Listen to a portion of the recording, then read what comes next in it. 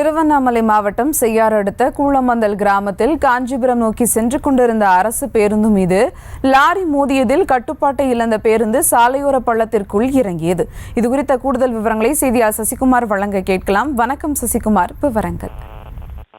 வணக்கம் சுபா. திருவண்ணாமலை மாவட்டம் செய்யாறு அடுத்த கூழமந்தல் கிராமம் அருகில் சேலத்தில் இருந்து வந்தவாசி வழியாக காஞ்சிபுரம் செல்லக்கூடிய பேருந்தானது அரசு பேருந்து மாங்காடு வந்து கொண்டிருந்தது. மேலும் பார்த்தோம் என்றால் மாங்காடு கூட்ரோடு பகுதியில் இருந்து லாரி ஒன்றும் வந்தவாசி நோக்கி வந்து கொண்டிருந்ததாக சொல்லப்படுகிறது.